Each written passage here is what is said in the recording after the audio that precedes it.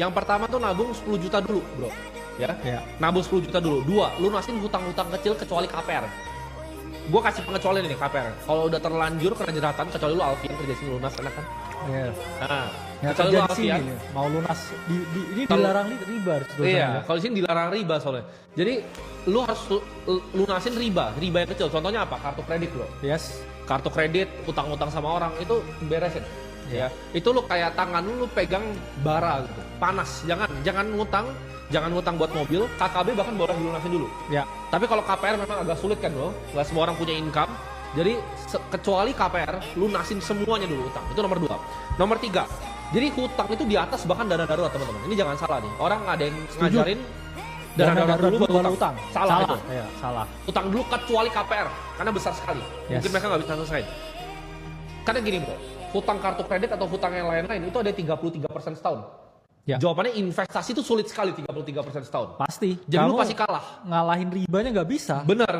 Lu ngalahin riba aja nggak bisa. Iya. Kita nih disuruh balapan sama riba 33%. Ampun, bos. Gitu. Iya. Ampun. Daripada riba mending ke rimba ya. Iya, jangan ya. Riba. 2, berantas pokoknya ya. Karena selama lu masih pakai riba, lu budaknya orang yang riba ini tuh.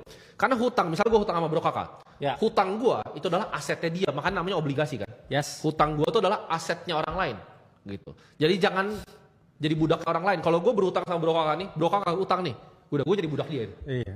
Tapi ada komen lucu dari Mami Dia Story. Ibu rumah tangga dana daruratnya suami, bro. ya boleh. Kalau suami lu ada dana darurat ya wes. Ya kan kita ngomong buat aja tadi. Bisa diandelin. Ya kalau bisa suami bisa diandelin. Nah, 3 ya, simpen 3-6 bulan. Tapi gue lebih setuju yang bro kakak. Kenapa? Karena waktu itu Ray Dalio, gue pernah beli kelasnya, bro. Gue pernah beli kelasnya Ray Dalio. Tapi bang, nah kan mereka bilang gak ada kelas. Ray Dalio punya kelas. Nah, bingung kan lu cari di mana? Gue beli kelasnya. Nah, di kelasnya Ray Dalio dia ngajarinnya gini, kalau dana darurat, dia bilangnya bukan cuma dana darurat sih. Kalau dia agak ekstrim. Jadi satu tuh dia bahkan mintanya tahunan. Yes. Karena mungkin traumanya dia ya. Dia pernah bangkrut, dia bilangnya tahunan, tapi tahunan itu, bro, misalnya kayak 5 tahun ya menurut dia. Itu masih dikali. Kenapa? Karena ekspektasi ini digerus sama inflasi.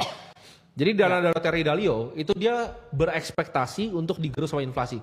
Jadi gue setuju. Kalau misalnya gue bilang 3 bulan tadi, harusnya sebenarnya bro kakak ya yang bilang lebih bagus. Jadi kan dia 20 juta tuh pendapatan, bro. Gue bilang 60. Itu harusnya 120 plus 10 yang tadi. Harusnya 130 juta dulu di rekening. Benar. Ya. Sama nih karyawan gue juga dari dulu gue ajarin sama, bro. Gue kemarin anak-anak Clipper kan baru masuk. Gue bilang, ada yang udah nanya, investasi apa bang? Lu punya 100 juta gak di rekening lu? Enggak, ya udah diem lu aja.